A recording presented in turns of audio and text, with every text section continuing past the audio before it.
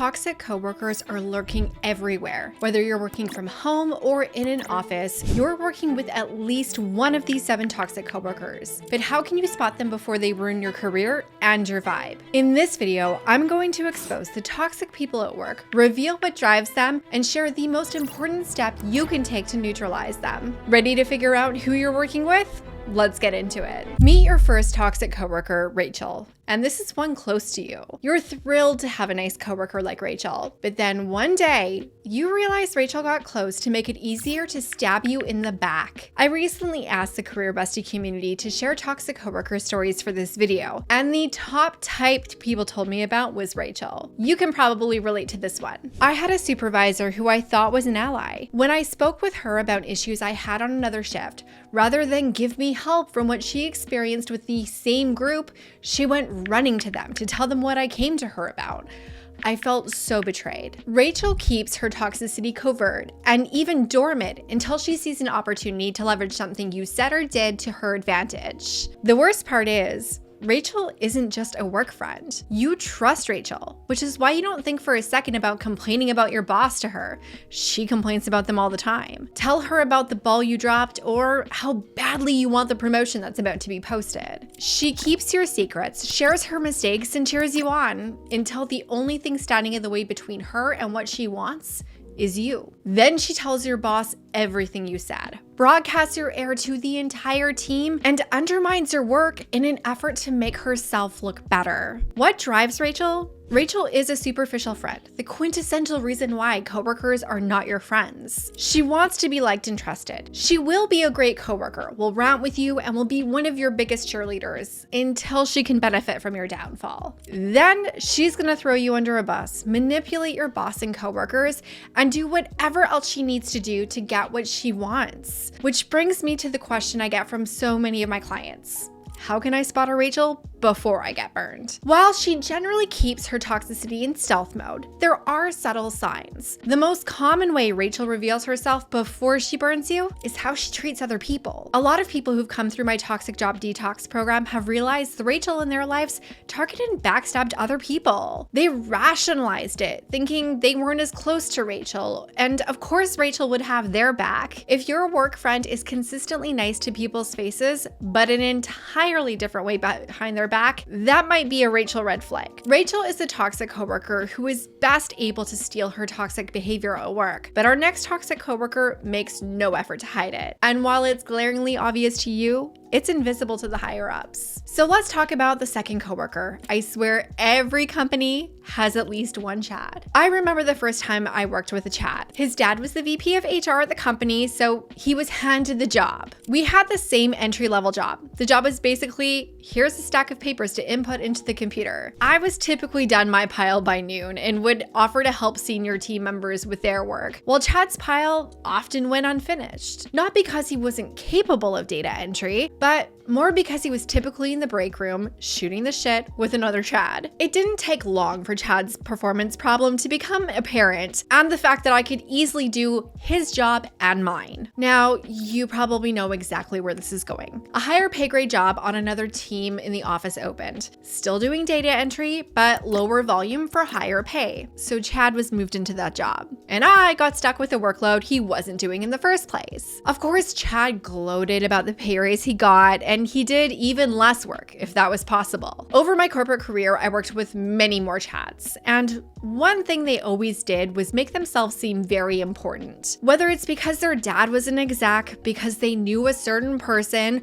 or just because he was so busy doing what aside from brown nosing and taking credit for other people's work, I can never tell. However, what Chad lacks in ethic and ability, he makes up for in charisma, which is why no matter what his metrics are, the higher ups love him and think he's full of potential. It also doesn't hurt that so many senior leaders relate to him. They were once young Chads after all, and promoting him is an act of self-validation. Or they're Chad wannabes and they're desperate to be friends with him. While I want to hate Chad, he's not hateable. And one of the things I've talked about so much in my videos is instead of disliking him, you just need to steal tactics from his playbook. Chad is privileged. He was taught the real rules and that he deserves to have opportunities opportunities handed to him, and frankly, his laziness makes him an exceptional delegator, which is a key leadership trait. Which brings me to what drives Chad: his entitlement. Chad feels entitled to recognition without criticism. Chad feels entitled to fast-track promotions and high-visibility assignments. Chad feels entitled to get away with everything because Chad has always gotten away with everything. And Chad's sense of entitlement makes him entitled to all of those things. Essentially, Chad is the ultimate manifester. Unlike Rachel, Chad is super easy to spot. He's the one scrolling his phone in meetings, avoiding doing actual work,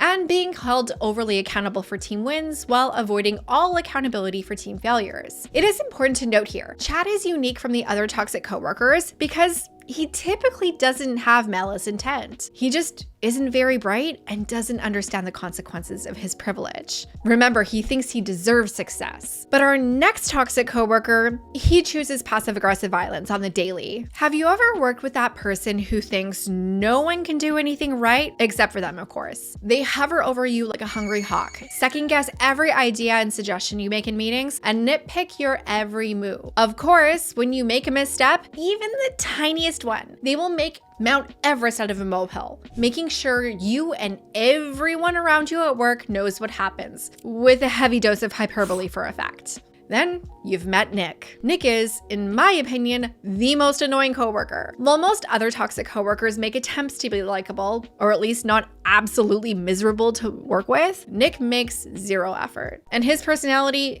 definitely doesn't compensate for this. This makes working with Nick like having a super itchy mosquito bite that never ever goes away.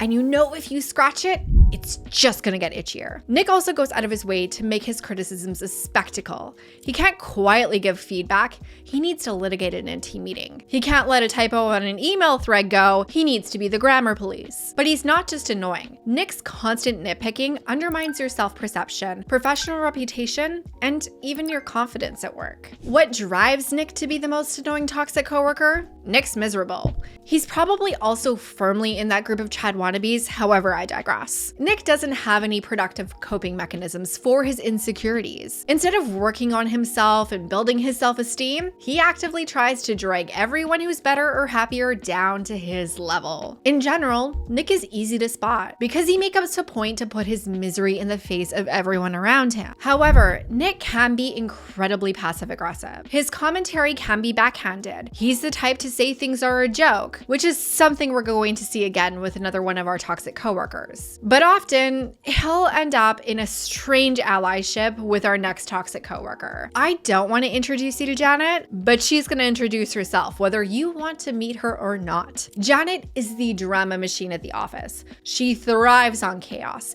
is stirring the pot, preferably when she can pretend to be the victim, and nothing is sacred. Janet gossips like she's getting paid to do it. I've worked with a lot of Janets, but there's one that really took the cake, and I bet so many of you are going to have had a similar interaction with a Janet. When I started at this one job, Janet went out of her way to introduce herself. She was saccharine sweet and seemed like she wanted to be insta-work besties. On my very first day, she timed her departure to mine and offered the lay of the land of the office politics, and most importantly, who I should avoid. Of course, she didn't mention herself. The next day, I bumped into her getting coffee, and she started prodding into my personal life. Was I in a relationship?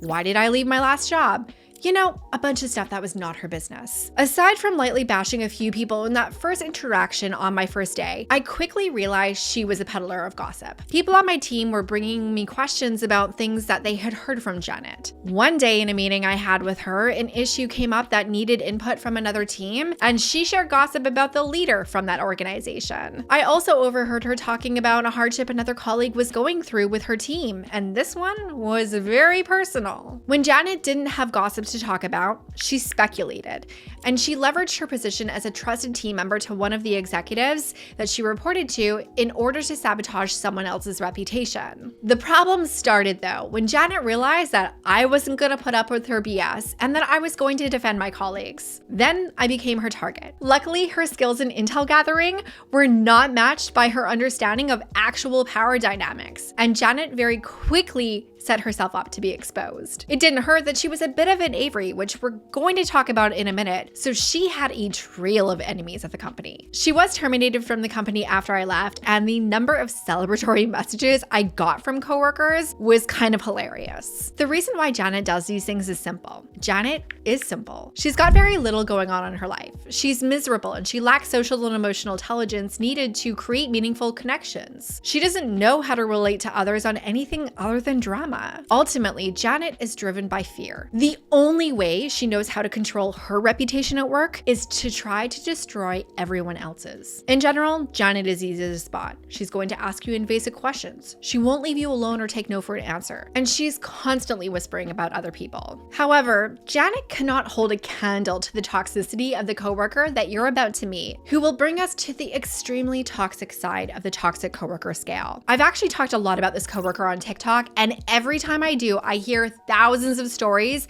about the devastating effect this toxic coworker has. It's time to talk about Pearl, the corporate pick-me. The best way for me to do that is to tell you about the Pearl my client Madison worked with. Madison had been working for this company for more than a year when a new HR person was hired. As the HR person, Pearl would be the go-to person for cultivating company culture and addressing the somewhat rampant sexism in the office. However, since Pearl wasn't like other girls, it was a matter of weeks before she was explaining to the problematic coworkers that she understood their sexist jokes weren't really sexist and that people were just being too sensitive. Pearl endeared herself to the exclusively male executive team by expressing how she knew her place. Obviously, in an environment like this, Madison was dealing with a lot of BS in the workplace. Knowing that no one would do anything about it and being fearful of retaliation, she kept her head down. Madison felt like she didn't have any other choice. She was early in her career and she just wanted to get enough experience at that job so that she could take that experience elsewhere. However, one day she confided in her coworker Rachel about an inappropriate coworker she had with another coworker. Rachel did what Rachels do. She brought it to Pearl, and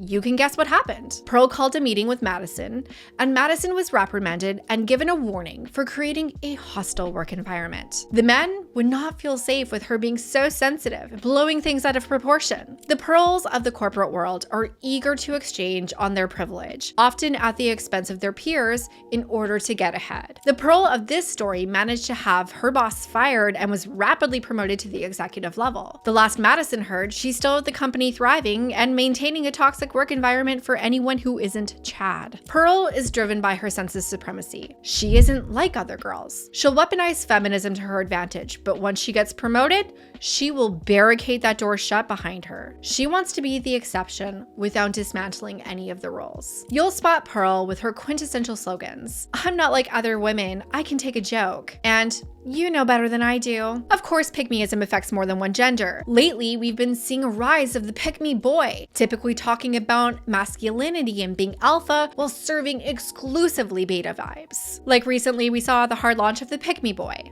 The kind of masculine energy, I think, is good. The pick-me will also be conspicuous in their effort to protect this next toxic coworker. This toxic coworker is on the rise, emboldened by a growing toxic culture at large. Meet Felix, even though you really don't want to. Unfortunately, a growing number of my clients are having encounters with Felix, though. Take, for example, Julia. Julia worked with Felix, and he often made her feel super uncomfortable. He would stare at her in meetings, even when she wasn't talking. And when they interacted one-on-one, he maintained very solid eye contact, but not with her eyes, if you know what I'm saying. Over time, his behavior escalated. It started with remarking on how she looked, then talking about his intimate life in explicit detail, even when she stated hard boundaries that she did not want to hear anything about it. Then one day, she was working with him on a client presentation, and in the middle of it, he made an extremely and obviously inappropriate joke about Julia. I will not restate it here because it will get this video banned. Julia was astounded it got to that level, but she didn't know what to do. She was afraid if she reported it that the response would have Pearl vibes and she would be retaliated against. However, Julia did confide in a coworker who was the opposite of a Rachel and who started advocating for her. Turns out, Julia was not the only one. Felix was terminated for sexual harassment, and within hours of his termination, Julia heard from coworkers who were not aware of what happened that he was claiming he had been wrongfully terminated, because that's what they always say. I've encountered this in my corporate career as well. The Felixes of the corporate world think they are the victim, that their bad behavior should be tolerated, and that women are the problem because they hate women. And they think their misconduct should be permitted because they're men. But what drives Felix? I think that Eliza Schlesinger nailed it in one of her comedy specials, and I'm sorry if I just botched her name. Felix failed to evolve, and he's angry the world refuses to stagnate to enable him. Luckily, Felix is easy to spot at work. He's constantly looking there, not here. He makes inappropriate comments and pretends that they're jokes when they're clearly not. He doesn't see a problem with saying your body, my choice. Essentially, he's the corporate version of the dude at the bar who keeps buying you drinks and trying to drag you away from your friends when you have told him repeatedly you are not interested. Now, I'm not a lawyer, this is not legal advice, but if you are working with Felix, you need to document everything, and I always advocate working with an employment lawyer. But let's not jump down that rabbit hole, because we need to talk about the most prolific and the most career-destroying toxic coworker. And you have definitely met this one. This coworker is so toxic and so malicious, they almost need no introduction because you've met them at every company you've worked with. So let's talk about Avery. Avery is the ultimate saboteur who will stop at nothing to get what they want. When I asked for toxic coworker stories, I had so many replies telling me about Avery. However, Avery won't be your coworker for long. And most of the stories that were shared with me, Avery was already the higher up. There was one story I received that so perfectly illustrated Avery, I have to share it with you. Of course, I'm changing names, omitting anything that could identify this person. Our bestie, we'll refer to them as T, had been at the company for a while and was not set up for success at any stage. The company had a culture of always being on, hypocrisy, and offering no support. Things were already tense, but then a new director, Avery, was hired. Of course, Avery had no idea how to do the job, what industry best practices were, or how to lead teams. T had established expertise in performance, which made her Avery's target. Avery would make demands, make sudden unannounced changes to project plans, and move goalposts constantly. Avery had set sights on T and made it so T could do nothing right. By withholding information, changing metrics, and creating last-minute fire drills, Avery created a situation that it was impossible for T to succeed. And ultimately, Avery created a situation to justify terminating T. If you've worked with an Avery, you know that they are deliberate in misdirecting, gatekeeping information, and making sure that you're set up to fail. But what drives Avery? At the surface level, most people think it's blind ambition. They want to get ahead by any means necessary. But I think that many Averys have a more sinister motivation. They care less about winning than they do watching you lose. Unfortunately, modern corporate structures reward Avery. There is a reason why researchers estimate that 20% of corporate leaders could be diagnosed with at least mild psychopathy. Which leads us to the obvious question. How can you shut down these toxic coworkers and neutralize their threats in the workplace? This is where it gets kind of complicated, especially because most people focus on the exact wrong thing when they're facing a toxic coworker. I've talked to thousands of people who have diagnosed their coworker with this personality disorder or psychoanalyzed these intentions. But if you're pathologizing your toxic coworker, you're missing the point. That's why part of the upgrades I'm doing to the Toxic Job Detox program is expanding to get into details on how you can deal with each of these personalities, but even more importantly, to get you clear on the power that you have in your unique situation and dynamic. Dealing with these toxic coworkers is personal, and it's a skill they don't teach in school, which is why I'm adding it to the program. I know this will transform so many careers and lives. If you want to be the first to know when it's available, get on the waitlist at toxicjobdetox.com. Of course, I don't want to leave you high and dry if you're up against one of these toxic coworkers right now. So I want to share a key strategy that is super effective in dealing with these toxic coworkers. Be the bigger problem. In fact, I want you to go to this video right now where I'm going to explain to you exactly what that means and how to do it.